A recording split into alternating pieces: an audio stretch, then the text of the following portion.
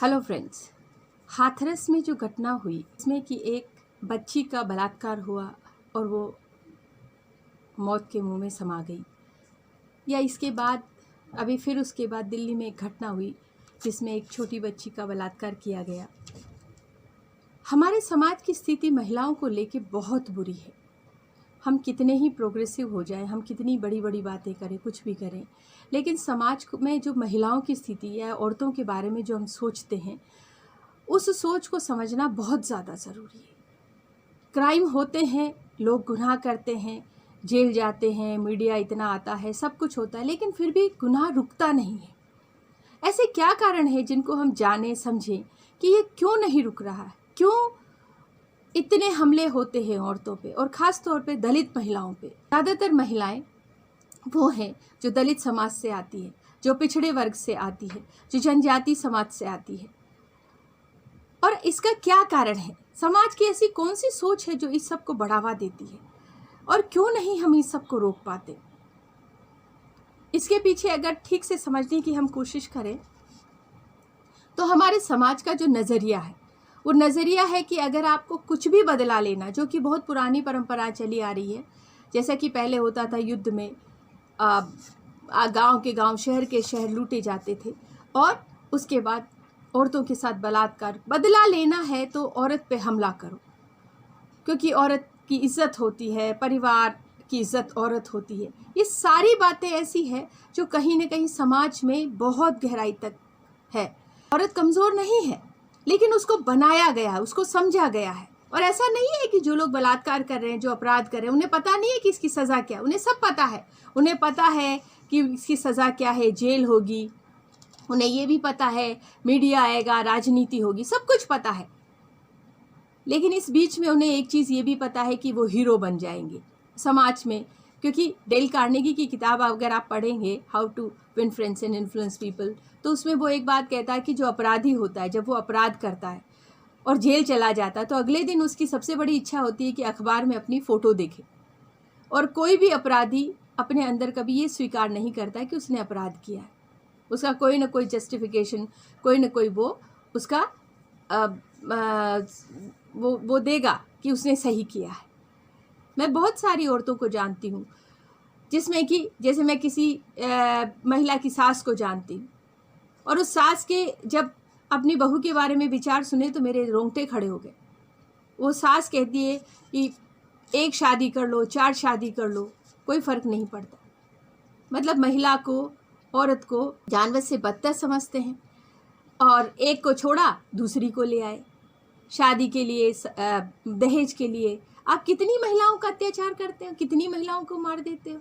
ऐसे लोगों को कोई गुनहगार भी नहीं कहता।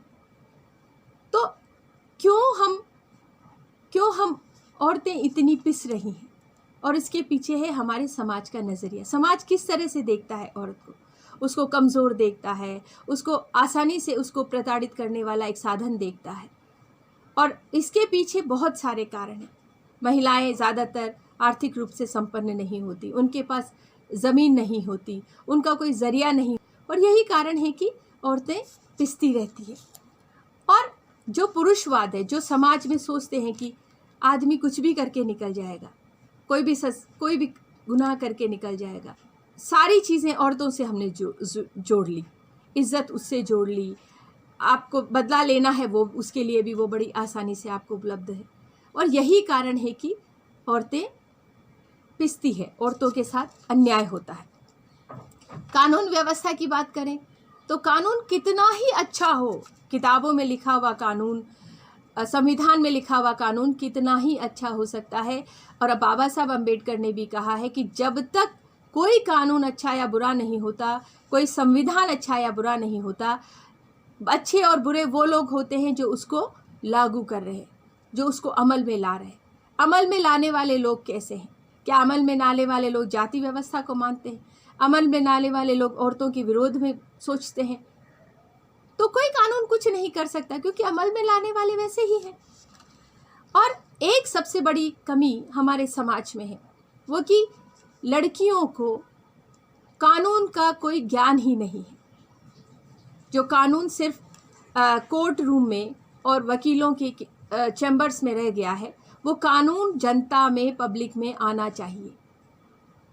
और सबसे बड़ा बदलाव सरकार ये कर सकती है कि कम से कम 4th या 5वीं क्लास से 5th स्टैंडर्ड से जो भी कानून ज़रूरी है महिलाओं के लिए, उसको शिक्षा में शामिल किया जाए, उसको सिलेबस में शामिल किया जाए। लेकिन आज तक कभी ये नहीं हुआ कि कानून है जो महिलाओं को सुरक्षित करता है, उसको सिलेबस में डाला जाए, उसको कंपलसरी बना दिया जाए।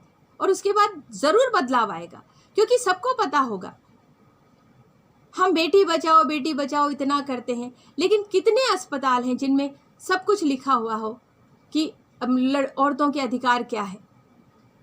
और अगर औरतें, आपको लगता है कि ज्ञान नहीं पहुंच रहा है, तो बहुत सारे माध्यम हैं। जब चुनाव होता है तो किस किस माध्यम से प्रचार करती है सरकार? क्या यही प्रचार माध्यम औरतों की सुरक्षा से संबंधित कानूनों के लिए नहीं किया जा सकता?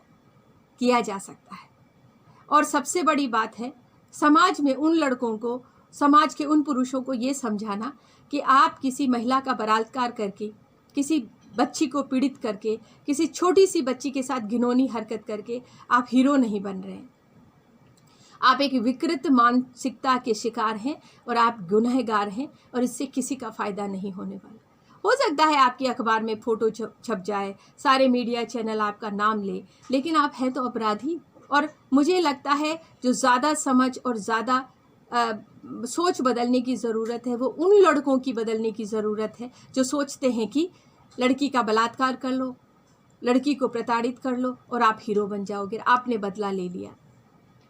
ऐसा नहीं है। धन्यवाद।